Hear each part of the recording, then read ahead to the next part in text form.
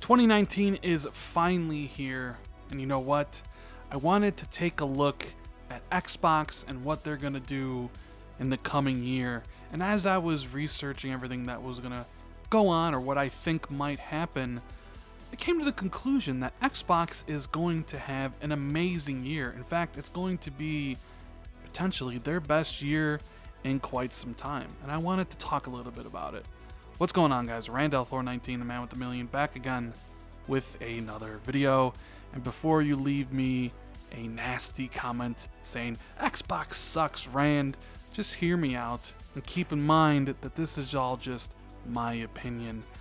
I think Xbox is primed to have an amazing year this year, and it's more about the tangible things that I will be able to experience in 2019 rather than some announcements that probably will happen. For example, I expect the next Xbox to be announced sometime in 2019, the next gen Xbox, Anaconda, Lockhart, but we won't be able to experience that until 2020. So while the announcement might be cool, it's not something I can really sink my teeth into and play right now. Just like I also expect Microsoft to announce more studio acquisitions this year, whether it's at E3 2019 or just some random day where they decide to announce that perhaps they bought a bunch of brand new studios like IO Interactive to add to the roster of Microsoft first party to make games for the future. But that's not something I can really sink my teeth into, right? I can't play those games that those studios are going to make right now. And of course, there's E3 itself, where Microsoft will undoubtedly debut new exclusives, games that you can play on your Xbox and your PC. And while I look forward to watching E3 every single year, it's something to get really hyped about. But that's not tangible enough for me. What is tangible are the things I'm going to be playing. Games, services, things of that nature. So I got 3 things here that I think are going to make Xbox's 2019 amazing. Much better than 2018 and 2017, on par with perhaps 2016 or 2015, back when Xbox actually had, as they say, games, right? Because we all know Xbox has no games, right? But anyways, I'm going to start with, the low one on the list and work my way up to, the top of the list. The reason why I am so excited. And first up, we have Project xCloud. And I'm sure you're thinking to yourself, wait a minute, Rand, Project xCloud, you're really excited for that, are you? Yes, because it's something I can experience this year, and I am interested in seeing how Microsoft utilizes their competitive advantage, the Azure server farms, to help reduce latency so you can be able to play games like Gears of War 4 or Ori and the Blind Forest, Forza Horizon 4 on your cell phone. I want to be able to see the technology in my hands and use it for myself. As we all know, Project xCloud is getting a beta this year, and I want to be able to test it. Now, it's not gonna be the primary way I play, but it's something I can get my hands on and test and see if this truly is the future of gaming. I have friends who have tried out Project Stream for Google, and that has completely changed people's minds, or at least their minds, on how streaming will work and if it's really feasible in the future. And I want to see if Microsoft can do the same. Moving up the totem pole, we have Xbox Game Pass. And I do a video series every single month where I go over the new additions to Xbox Game Pass, and it's really been a pleasure to see the service evolve back when it was debuted in June of 2017 to what it's become today. Back in 2017, it just seemed like a service that Microsoft would be like, you know what, publishers, throw your old games in here. We'll get a bunch of old 360 games to meet the requirement of 100 games, right, that you can pay $10 for and try to be the Netflix of gaming. In early 2018, Microsoft announced that they would be adding all of their first-party titles to Xbox Game Pass on day one. So you finally got games like Sea of Thieves, State of Decay 2, Forza Horizon 4 being added to Game Pass, fleshing out the service, making it better. And in 2019, you're going to get Crackdown 3, Ori and the Will of the Wisps, and Gears of War 5. But then I also started to notice a difference with Xbox Game Pass as the months went on. You started to get less and less Xbox 360 games being added to pad out the numbers, and more day and date games. Just last month in December, we had stuff like Ashen, Below, Mutant Year Zero. This month for January, we see Absolver and Aftercharge. And Microsoft announced a whole bunch of games at XO18 that it will be arriving day and date for 2019 on Xbox Game Pass. And I'm really interested in seeing how the service evolves throughout the year, because if it's changed as much as it has since the original announcement, Xbox gamers are going to be in a treat.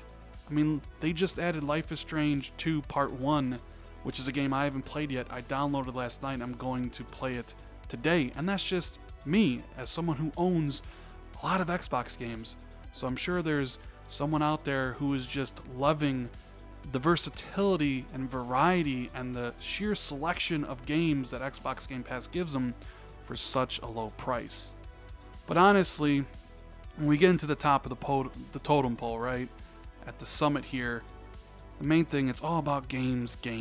I wouldn't be making this video if I didn't feel that Microsoft's selection of exclusive games this year are actually going to be really good. Yes, we have Crackdown 3, the much maligned, right, the perpetually delayed game hitting February 15th. I'm still looking forward to playing it, but I'm not expecting greatness, so to speak. I'll check out the multiplayer, I'll play co-op with my friends, and that's pretty much about it. There's also going to be a Battletoads game, which I've said on countless podcasts, I'm not a fan of the franchise. But there are two games that Xbox are putting out in 2019 that I think might be among the best they've actually put out this entire generation. We have the sequel to Ori and the Blind Forest, Ori and the Will of the Wisps, hitting this year.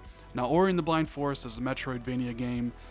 It was, for a long time, Microsoft's highest rated exclusive before Forza Horizon 3 and Forza Horizon 4. Currently sits at an 88.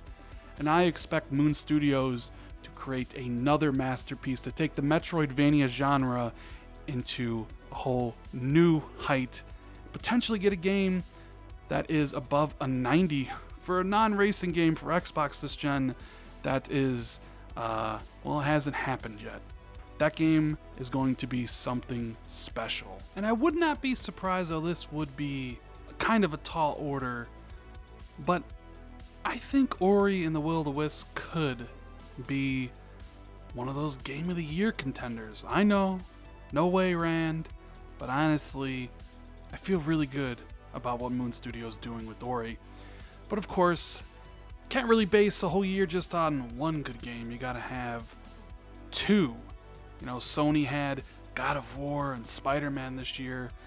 Xbox has Ori and the Will of the Wisps and Gears 5 or Gears of War 5 or whatever they're calling the next chapter in the Gears saga.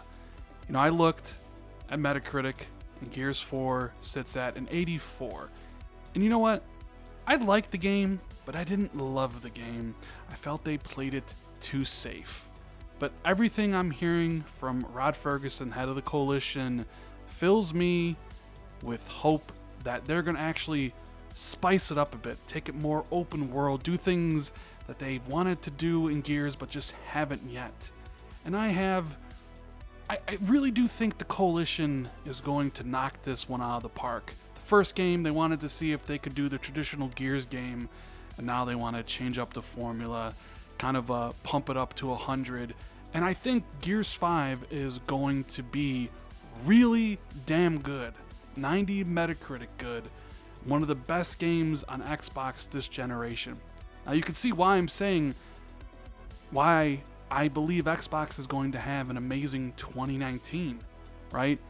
Two amazing exclusives, whether they're on Xbox or PC, in Ori and Gears of War 5. The evolution of Xbox Game Pass, Project xCloud, and seeing the streaming technology in your hands, not to mention all the third-party games that will inevitably come out this year. Resident Evil 2, Devil May Cry 5, Division 2, Anthem, Rage 2, Mortal Kombat, all the stuff that is gonna get announced at E3 that are coming out in the end of the year. All those games will be hitting Xbox, and I'll be enjoying them on my Xbox One X with my brand new LG OLED, B8 TV, which is absolutely stunning, and I will enjoy every single second of 2019. And I think it's going to be Xbox's best year since 2016 or 2015.